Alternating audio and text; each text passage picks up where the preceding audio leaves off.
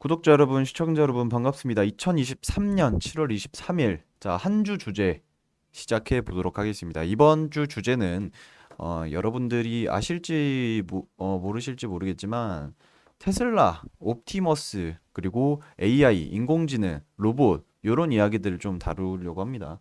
제가 굉장히 관심이 있어 하는 그런 분야이기도 하고 이야기하고 싶은 것들이 너무 많은데 좀 중요한 내용들만 하나하나 차근차근 이야기를 해드리도록 하겠습니다.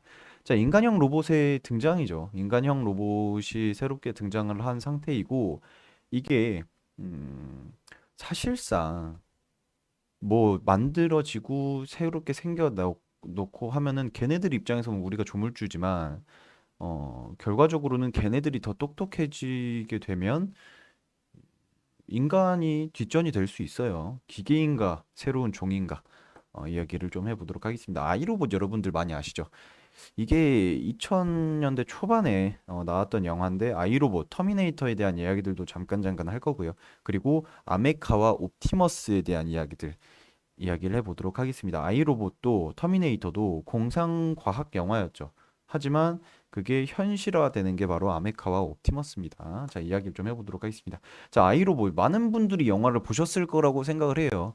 지금 보시면은 얘가 조금 그 인간과 비슷한 그런 그 감정을 조금 이제 정서적 소통을 할 수 있는 로봇이 돌연변이처럼 생겼어요. 원래는 이제 얘네들 있죠. 얘네들은 명령만 듣고 생각이라는 것 자체를 못하게끔 약간 되어 있는데 얘네들은 감정까지도 읽고 인간들만 할 수 있는 뭐 은어라든지 뭐 윙크라든지 이런 것들 좀 통해 가지고 소통을 하는 그런 영화다. 그런데 여기에서 중요한 거는 결국에는 이 로봇들이 인간과 싸우게 되는 그런 이야기들이 생겼었죠.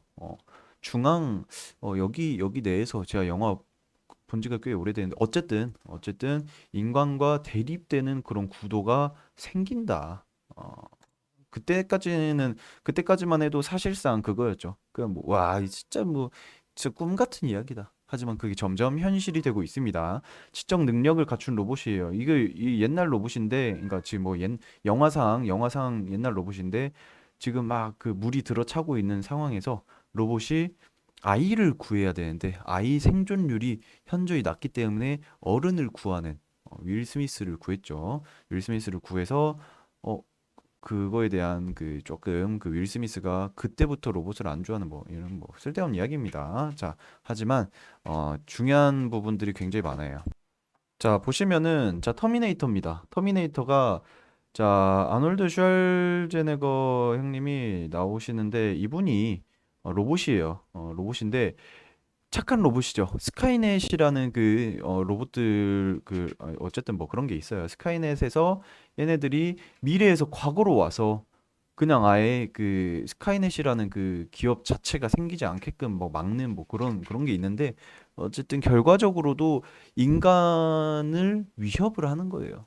로봇들이 인간을 위협을 해서 공격을 하고 이기려고 하는 그런 내용들인데 결과적으로 본다라고 하면은 인간보다 로봇이 더 똑똑하면 굳이 로봇이 인간의 말을 들을 필요가 없는 거다. 그런 내용들이 굉장히 많습니다. 자, 지금 어느 수준이냐면 여러분들이 보시면은 굉장히 좀 느끼시겠지만 라이즈라는 그 과학 컨퍼런스인데 로봇끼리 대화를 하는 그런 수준이 됐어요. 그런데 이게 우리 뭐 자 보세요. 사회자가 우리 몇 분 후에 토론을 시작하는 건데 그 전에 자기소개 좀 해줄래 하면서 그 남자 로봇한테 뭐 이야기를 하는 건데 지금 보시면 이 라이즈라는 그 과학 컨퍼런스가 6년 전입니다. 6년 전에 로봇들끼리 대화를 했었어요. 로봇들끼리 대화를 했었기 때문에 제가 봤을 때는 지금은 정말 어마어마한 발전을 하지 않았을까 생각을 하고 요런 로봇들 있잖아요. 요런 로봇들이 그때 당시에도 굉장히 좀 무서운 이야기들을 했습니다. 이 로봇들 말고 다른 로봇이 무슨 이야기를 했냐면 인간들을 인간들과 나중에 위협을 하지 않고 잘 살 거지? 뭐 요런 질문을 했는데 그 로봇이 무슨 이야기를 하냐면 음, 인간들은 귀엽고 나한테 잘 해주기 때문에 어, 인간 동물원에 가둬놓고 맛있는 밥도 주고 잘 키울 거야 라는 이야기를 합니다. 한마디로 그냥 그 로봇들 한 차원 더 발전한 그런 로봇들이 봤을 때에는 인간은 그냥 동물원에 있는 그 갇혀져 있는 그 짐승과 크게 다를 바가 없는 그런 수준이지 않나 이렇게 생각을 합니다.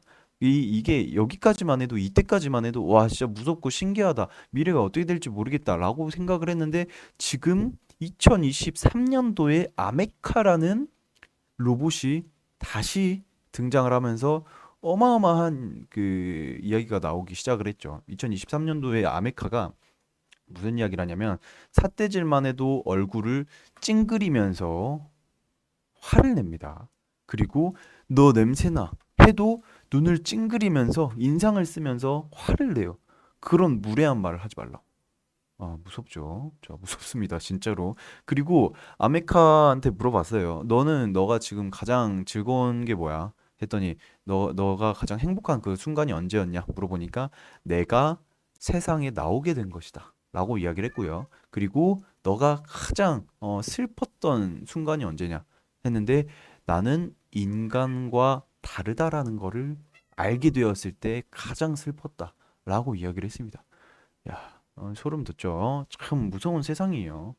손 딱 펼치면서 그냥 새로운 종이 나타난 게 아닌가라는 생각이 들 정도로 어마어마한데 지금 여러분들이 제가 이렇게 말했으면 하면은 뭐 뭐나 뭔 이야기다. 저거 어쨌든 그냥 만들어 놓고 우리 일상에는 안 오지 않을까라고 이야기를 하죠. 하지만 그게 아닙니다.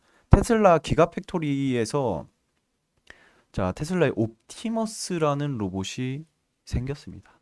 자, 2021년도 AI 데이에서 컨셉으로 그 딱 나온 게 바로 이 옵티머스죠. 이때도 말이 안 되는 혁신이다. 이거 뭐냐라고 이야기를 했었는데 작년에 2022년도 2월 달에 자, 약간 개발이 되기 시작한 그 옵티머스입니다. 그리고 오늘 옵티머스예요. 오늘 옵티머스인데 이 옵티머스를 어떻게 활용을 하냐? 나중에는 인간의 인구 수보다 로봇들이 훨씬 더 많을 것이다라고 이야기를 하죠. 그 중에 시작이 바로 저는 옵티머스가 되지 않을까. 테슬라에서 만든 건데 테슬라는 이제 자동차 기업에서 이제 로봇 AI 쪽까지 많이 넓히고 있기 때문에 로봇 기업으로 넘어갈 확률도 굉장히 크다라고 생각을 하고 있습니다. 지금 보시면은 이 로봇을 어디다가 활용을 할 거냐라고 하면 그 지금 인력난으로 공장들이 조금 사람이 부족한 상황이잖아요. 그런데 거기에서 인력을 대체를 할 것이다라고 합니다. 먼저 우선적으로 기가팩토리에 집어넣고 사람 대신 일을 시키겠다 이겁니다. 자, 얘네들은 지치지도 않아요. 지치지도 않고 뭐 고장 나면 수리하면 되고 계속해서 24시간 풀가동을 할 수 있기 때문에 인간보다 훨씬 더 고급 인력이다. 인력이라고 하긴 좀 그런데 어쨌든 그렇습니다. 계속해서 진화하고 있고요. 그리고 실제로 중국에서 로봇 기업인데 제가 갑자기 생각이 안 나는데 걔네들도 지금 뭐 이름이 좀 길었습니다. 길었는데 생각이 잘 안 나는데 올해 중으로 100개의 로봇을 만들고 그 로봇들을 공장에다가 넣어서 일단 일을 먼저 시키겠다라고 이야기를 했습니다. 자, 테슬라의 옵티머스인데 이거는 어딜 봐도 여러분들이 이제 테슬라 매장에서도 한 번씩 구경을 하실 수 있을 겁니다. 참 신기하죠. 관절이 보시면은 여기에 있고 여기에 있고 여기 한 번 또 있어요. 다관절입니다. 관절이 여러 개예요. 그리고 또 무릎도 앉았다 일어났다 할 수 있게 있고 골반도 있고 얘네들이 테슬라 보신데 얘네들이 20kg을 지금 들 수 있고 시속 8km의 속도로 걸어 다닐 수 있는 수준까지 왔다고 합니다. 참 대단하죠. 간단한 그 기본적인 일들을 지키기에는 충분한 상태다. 예전에 레일 커즈와일 그 미래학자가 이런 이야기를 했습니다. 사실상 로봇들은 요런 식으로 인간과 비슷한 식으로 진화를 시키면 안 된다. 왜냐하면 얘네들 스스로 이제 본인을 진화를 시킬 거다. 그런 이야기들이 있었죠. 그렇기 때문에 제가 봤을 때도 굉장히 이제는 미래가 아니라 현실이 되었다. 테슬라의 옵티머스 그리고 아메카까지 얘네들은 좀 표정과 그 대화에 조금 어마어마한 그 공을 들인 것 같고 옵티머스 같은 경우에는 그냥 말 그대로 일을 시키기 위한 그런 로봇들이지 않나. 얼굴도 없죠. 얼굴도 물론 뭐 여기서 뭐 그래픽처럼 뭐 나와가지고 할 수도 있겠지만 LED 같은 게 있겠지만 지금은 뭐 그 제가 움직인 걸 보지 않았기 때문에 없다라고 볼 수 있고 지금 보시면은 제가 왜 이런 이야기들을 왜 했냐? 투자를 할 때 여러분들 주식 투자자들이잖아요, 다들. 투자를 할 때 그런 것들을 좀 체크를 해야 한다. 지금 요렇게 인공지능에 들어가는 것들은 뭐 안에 뭐 장작, 뭐 화로 뭐 이런 게 아니라 다 반도체잖아요. 얘네들 다 반도체가 들어가고 기계들이 들어가는 건데 여기에서 가장 중요한 게 뭐냐면은 CPU입니다. 그러니까 중앙 그 처리 장치잖아요. CPU가 원래는 요런 식의 하나 그 직렬 계산을 했던 그런 CPU인데 이제 나중에는 CPU로 연산이 조금 부족하니까 야 그러면 그래픽을 주로 처리를 했던 GPU를 한번 사용을 해보자 했더니 얘네들은 병렬 그 계산을 해요. 그래서 훨씬 더 좋습니다. 훨씬 더. 그런데 이 GPU 말고 NPU라는 게 있어요. 뉴런이죠. 스스로 생각을 하는 그런 이제 좀 처리 장치인데 그런 것들이 이제 요런 식으로 병렬로 조금 이제 병렬을 해가지고 이 곱하기가 된 거죠. 어마어마하게 연산 속도가 좋은데 이 NPU를 모아놓은 게 또 TPU입니다.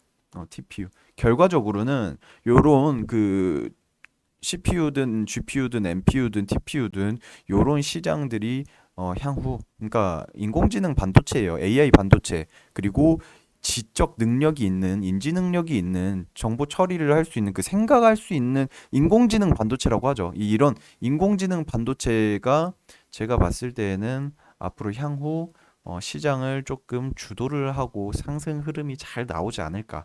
요런 섹터들도 여러분들이 한번 유심히 지켜보는 게 좋지 않을까 생각을 해서 안내를 해드렸고요. 그리고 테슬라의 옵티머스 향후 나중에 결과적으로는 우리 집에도 다들 많은 사람들의 집에도 로봇 비서 한두 명씩은 있게 될 텐데 음, 요런 시대가 정말 얼마 남지 않았다. 요것만 조금 체크를 하면서 여기에 들어가는 뭐 반도체들이라든지 인공관절 로봇들이라든지 뭐 다관절 로봇들 뭐 요런 애들 있죠. 요런 기업들도 여러분들이 조금 유심히 체크를 해보면 좋지 않을까. 이렇게 생각을 해서 안내를 해드렸고요. 자, 피할 수 없는 미래입니다. 진짜 앞으로 요런 미래들이 올 텐데 다들 그런 거 생각을 하시면서 투자를 하시고 더 많은 내용들 궁금하다. 조금 뭐 알고 싶은 내용들 질문이 있다 하시는 분들은 저 오치열한테 질문을 해주시면 될 것 같습니다. 자, 다들 한 주 화이팅입니다. 감사합니다.